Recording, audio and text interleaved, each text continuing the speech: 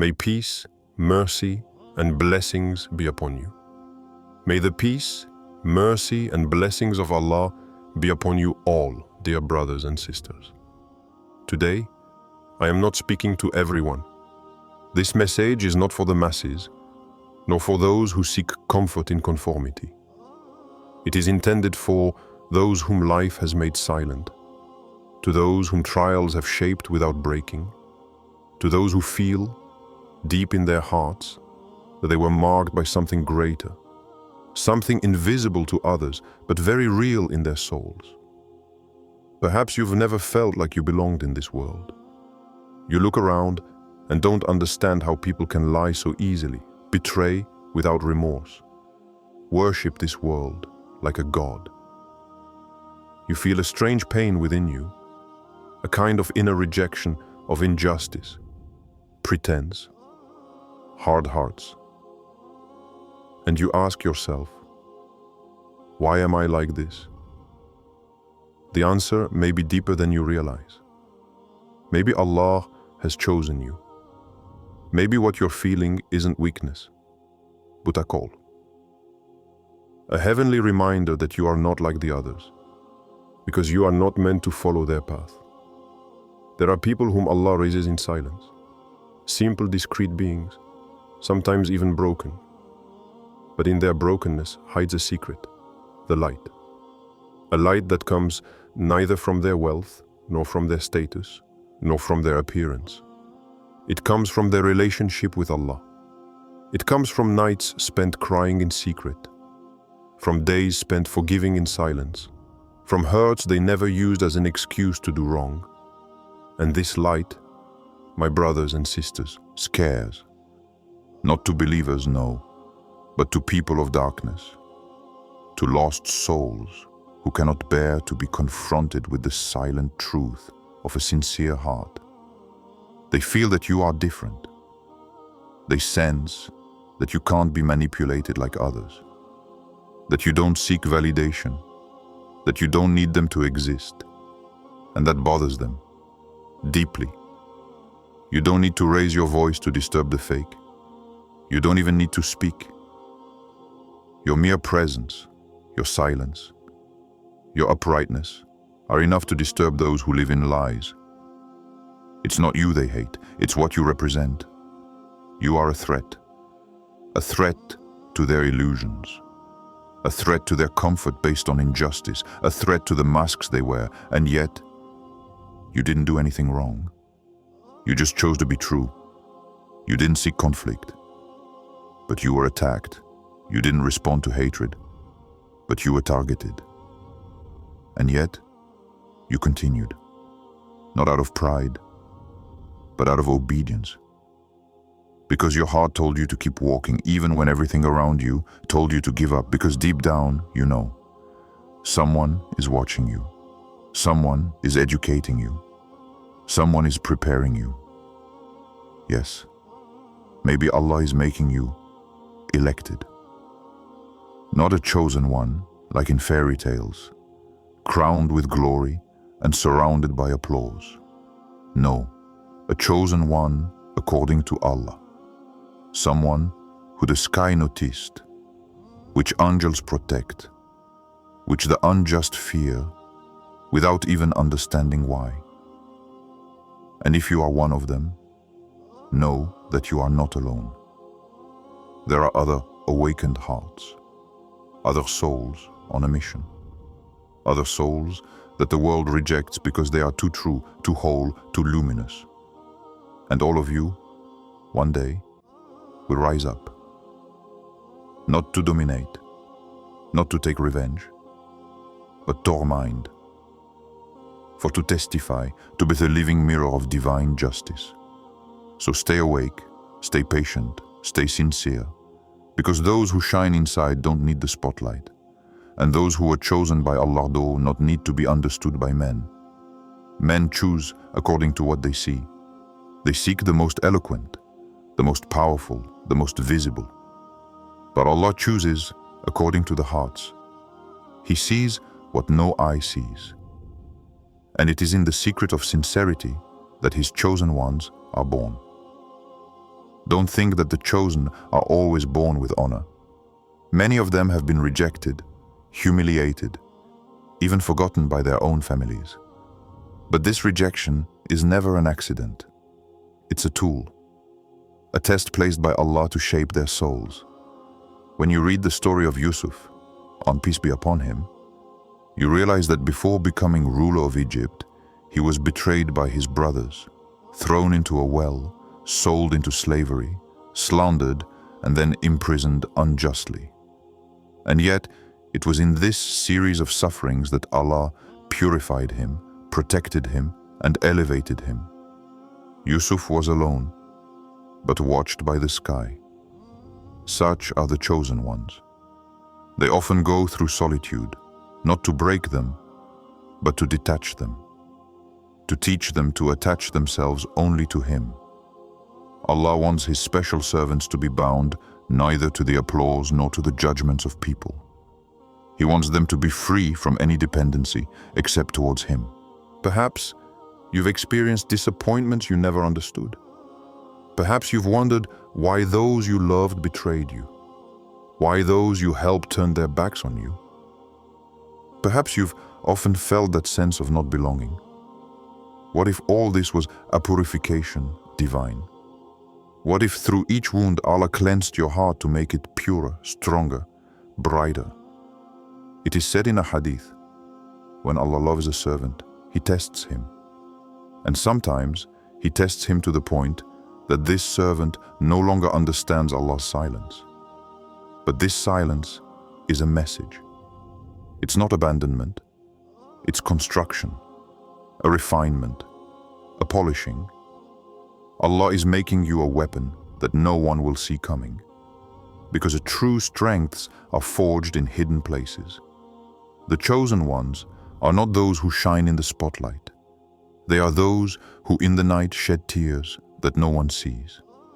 Those who, despite the pain, continue to pray, to smile, to forgive. They don't ask for fame. They ask for the closeness to Allah. And because they seek only Him, Allah gives them what no one else can, an inner light. This light is invisible, but it is felt. People sense it without always being able to explain it. They are attracted to you, or else they run away from you. Not because you hurt, but because your sincerity reveals their masks. There comes a time in the life of a chosen one when patience takes on another form, where silence becomes sharp, where gentleness takes on the posture of firmness. For one must not confuse kindness of the chosen with weakness. There is in their hearts an immense mercy, but also a lightning force when the truth is threatened. People often think that faith makes one passive, that the love of Allah makes one naive, but they do not know that. The greatest warriors in spiritual history were first and foremost servants of God. They wept by night but fought by day. They forgave in mercy but stood for justice without flinching. Allah's chosen ones do not shy away from necessary confrontations. Look at the Prophet. He who was mercy incarnate, the most tender heart, was also a strategist, a resistor, a protector of his community. He endured the insults of Quraysh, the solitude in Taif, the plots, the betrayals, until Allah commanded him to respond. And he responded with supernatural wisdom, but also with a firmness that no one could ignore. This is what people forget. They love believers when they are gentle, calm, silent. But as soon as this believer stands up, takes a stand, says no to injustice, they panic. They say, "But you who pray, why are you so strong? Why don't you forgive everything? Why do you refuse injustice?" Because they never understood that the believer is a mountain. He bows before Allah, but he never bows before lies. And that's when the haters run away, because they thought they were dealing with a fragile heart. They didn't understand that this fragile heart was sculpted in hardship, that this discreet smile hid a determination that even storms no longer extinguish. They underestimated the light that Allah places in the hearts of those He loves. The true believer is not harsh out of pride, nor out of hatred. He is firm because he has seen too much pain to remain silent. He knows that the love of Allah is never separated from the justice of Allah. And when justice is threatened, it becomes a wall against oppression, a wall against falsehood, a wall against evil. The chosen ones do not seek to be seen. Their power does not come from the stage or from noise. It is born in silence, in sincere worship, in constancy, away from prying eyes. You see them calm, discreet, sometimes even invisible in this hectic society. And yet, they are the most dangerous for the fake. Why? Because they are the ones who, without shouting, change hearts. They are the ones who, without weapons or power, make the unjust tremble. They don't always speak, but their presence is enough to silence the arrogant. They don't raise their voices, but their gaze is enough to make those who follow the ego think. They are people whose souls have been washed in the tears of long night prayers. People who know hunger, loneliness, patience, and who have made it all a quiet, indestructible strength. The world sometimes mocks them. It considers them too nice, too simple, too religious. But this is precisely what the world does not understand. What Allah rejects, Allah raises up. Their kindness is not naivety. It is a spiritual choice. Their calm is not weakness. It is a divine posture. Their distance is not pride. It is a protection against the baseness of this world. They don't always respond to attacks, not because they're afraid, but because they have better to do. Their time is too precious to waste on empty debates. They prefer to bow down than to argue. They prefer to pray than to shout. And this is what destabilizes those who live in hostility. Because the chosen ones do not play on the same field. They do not fight with the same weapons. And yet, if evil exceeds the limits, if truth is threatened, they get up. Not for their ego, but for Allah. And when they rise up, they are no longer the same believer you had underestimated. They are a heart strengthened by trials, sharpened by supplications, protected by the Almighty. A heart that can bring down 1,000 enemies without hating any of them. This is where their real danger appears. They are not destructive, they are revealing. They unveil the truth simply by their uprightness. They expose the masks of the hypocrites simply by walking in the light. And that light, it is not theirs. It is Allah's. A light that nothing can extinguish. That's why their enemies flee from them without understanding why. Because in reality, they are not running away from the chosen one. They are running away from what the chosen one reflects. The truth. One of the most fearsome characteristics of the chosen is their silent resilience. You can hit them 10 times, they will get up 11. Not out of pride, but because failure does not define them. Their worth does not depend on the gaze of others, but on their intimate relationship with Allah. They know that every fall, every loss, every injury is but a door to a new elevation. This is what makes the chosen ones so powerful. They are not afraid of losing. They are not afraid of being alone. They are not afraid of being misunderstood. Because they know that as long as they are faithful to Allah, nothing is really lost. You can steal their projects, betray their trust, sully their name, but you can never steal from them their faith. And it is this faith, invisible, silent, which acts like an armor that enemies cannot pierce. What many people don't know is that Allah's chosen ones don't become dangerous out of revenge. They become powerful. Power purification. The more they suffer, the more they pray. The more they are hurt, the more they cling to their Lord. They cry, yes, but their tears irrigate a spiritual garden that no one sees. And when this garden blooms, it becomes a refuge for the weak and a fear for the unjust. Their past, often marked by pain, becomes their fuel. Where others would have collapsed, they have grown stronger. Where others would have abandoned faith, they have clung to it more tightly. Where hatred could have been born, they chose the light. And this choice, repeated day after day, makes them untouchables. Not physically, but internally. It is not their voice that makes us tremble. It is their constancy. It is not their anger that worries us. It is their peace. A peace that disturbs those who live in turmoil. A peace that frightens those who do not understand how one can go through anything without breaking. But this peace is not the fruit of a technique. It is a don divin, reserved for those who have been emptied of themselves to be filled by Allah. This is why their enemies are powerless against them. Even when they think they have won, they later discover that the chosen one has transformed this loss into power.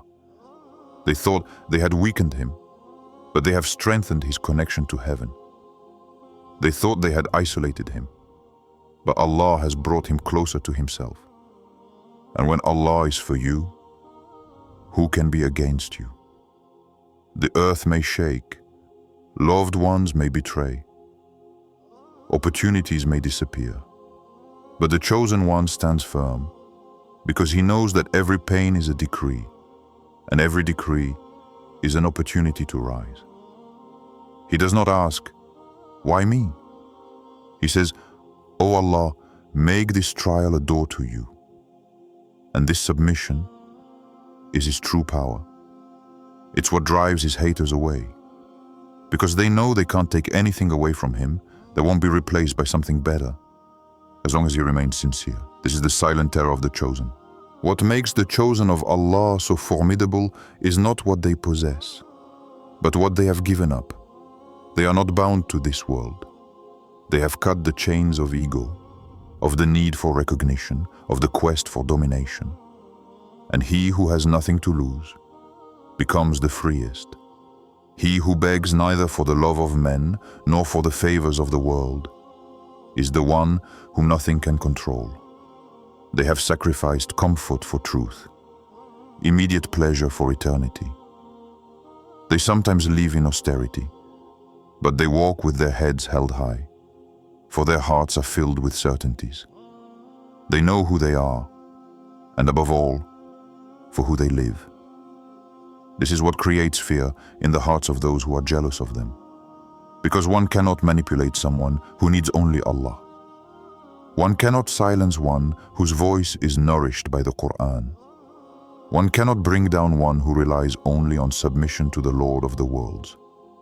And their greatest weapon is their inner light, a light that enemies see, even if they don't understand it. A light that illuminates the dark places of others' souls.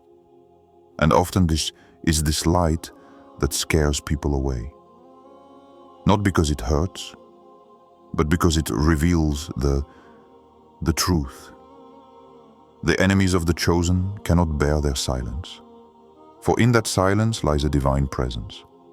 They cannot bear their calm, for in that calm lies a force they cannot confront.